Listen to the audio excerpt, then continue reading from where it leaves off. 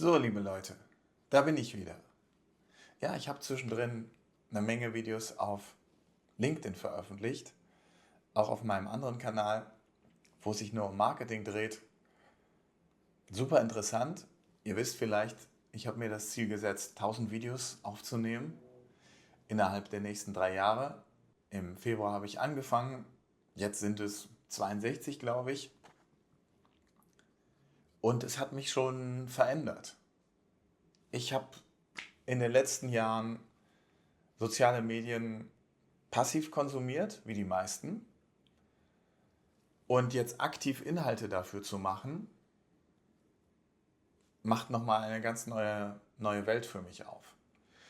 Und ich wollte ein bisschen erzählen heute von der Welt der sozialen Medien und warum viele denken, soziale Medien sind unser Untergang.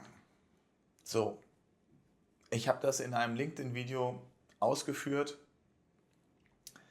dass Chefs, Inhaber, C-Level, vielleicht auch Abteilungsleiter,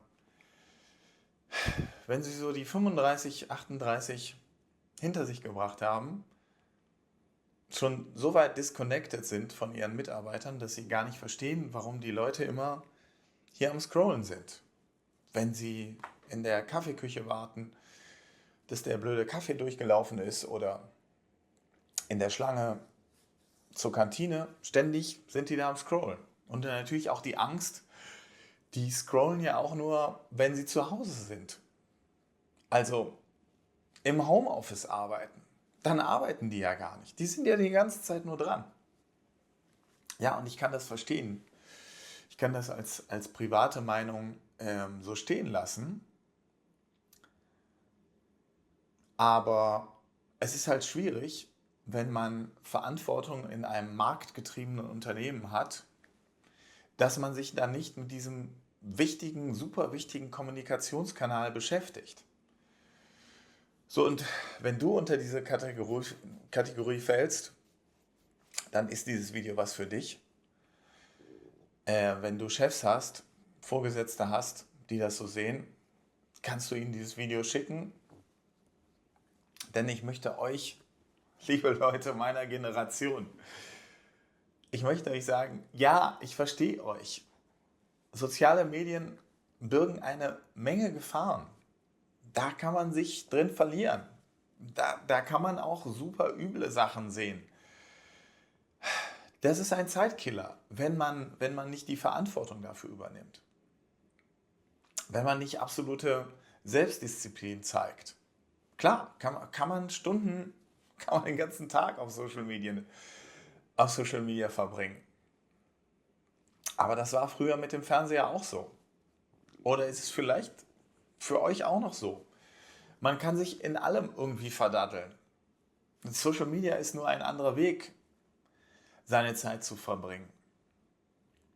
Und für mich ist es eine super spannende Welt.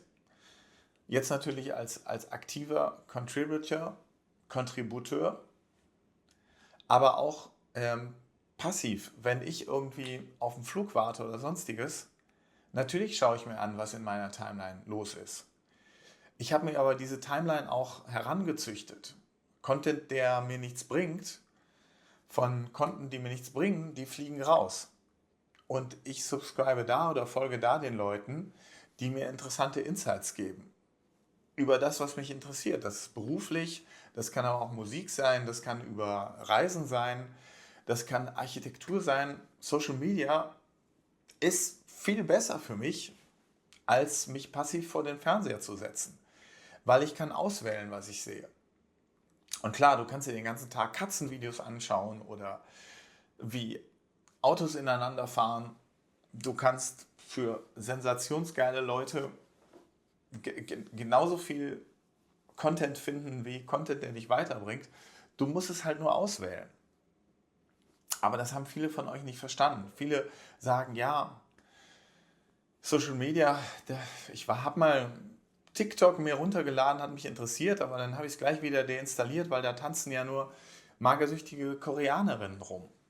Ja, das ist natürlich was dir angezeigt wird. Du musst die Maschine erstmal anlernen, was du eigentlich sehen wirst. Die weiß ja noch gar nichts über dich. Und Viele in meinem Alter haben bei Facebook irgendwie einfach aufgehört und sagen dann, ja, ich habe das Passwort irgendwann verloren. Und das ist dann so die Entschuldigung, dass man sich damit gar nicht mehr beschäftigt. Und was steckt denn dahinter? Es ist einfach overwhelming. Es ist einfach zu viel für die Leute. Sie merken, sie haben die Kontrolle nicht darüber. Sie sind aufgewachsen, als der Fernseher noch 3 Sender hatte und vielleicht kamen dann ein paar Privatsender dazu. Das konnte man irgendwie einordnen. Man konnte sich in einer Programmzeitschrift ansehen, was man sich denn reinziehen will abends. Und jetzt hast du eine Fülle von Informationen, die du selektieren musst. Oder aber du gehst völlig unter und nachher hast du schlechtes Gewissen, weil du so viel rumgescrollt hast. Und wenn man, wenn man die Leute dann bittet, wie einen Firmenlenker oder wie einen Abteilungsleiter oder jemand, der eigentlich gewohnt sein sollte, auf der Bühne zu stehen, wie jemand im Vertrieb oder im Marketing, der ab und zu Produkte vor seinen Leuten oder vor den ganzen Mitarbeitern im Town Hall vorstellen soll, wenn ich dem auf einmal sage, stell dich vor die Kamera und wirke authentisch, das können die allerwenigsten. Sie reden davon, authentisch zu sein, aber die Kamera zwingt dich dazu, alles zu vergessen, die Angst zu vergessen, dass das, was du hier gerade aufnimmst, deine Mitarbeiter sehen, deine Nachbarn sehen, deine Kinder sehen, deine alten Schulfreunde sehen und vielleicht wahnsinnig darüber lachen, ja? Sich lustig machen. Und du kannst es nicht kontrollieren. Ja, das muss man sich eingestehen. Das ist natürlich möglich. Aber Leute können auch so über dich lachen, wenn sie dich auf der Straße sehen. Sie können an dich denken und über dich lachen. Also, was ist das Problem, sich vor die Kamera zu stellen und einfach zu reden, wie man ist? Ja, meine Theorie ist, die Leute haben Angst, sich zu zeigen, wie sie sind, weil sie dann verletzlich sind, weil sie dann angreifbar sind und weil ihr mühsam aufgebrauchtes Image auf einmal Kratzer bekommen könnte. Und ich verstehe das. Ich selber habe als Leiter Marketing in großen Konzernen auch diesen Druck gespürt. Und wenn man mal liest, was C-Level, was Aufsichtsräte, was Leute im Vorstand so erzählen, die Hälfte der Zeit geht immer nur zur Abwehr von internen Grabenkämpfen draus. Da muss man sein Image aufrechterhalten. Da darf man sich keine Schwäche erlauben. Und Social Media ist eben volle Vulnerability. Wie hat er das denn ausgesprochen? Warum hat er das denn auf Englisch gesprochen? Das heißt Verletzlichkeit. Weißt du, die Leute, die Leute haben Angriffspunkte. Und ich finde das aber klasse, weil es zwingt dich dazu, alles über Bord zu werfen, was du wusstest. Alles, was du gelernt hast. Ich bin jetzt 20 Jahre Berater. Ich habe vorher auch schon gearbeitet als normaler Angestellter, leitender Angestellter. Wie lange waren das? Auch nochmal 8, 9 Jahre. Ja. Tut es nicht gut, das einfach mal hinter sich zu lassen und zu sagen, es ist mir wurstegal, es ist mir sowas von Wumpe, was ihr alle darüber denkt. Ich stehe für etwas ein. Ich möchte etwas rüberbringen. Ich möchte eine Botschaft rüberbringen. Und diese Botschaft, die ich rüberbringen will, ist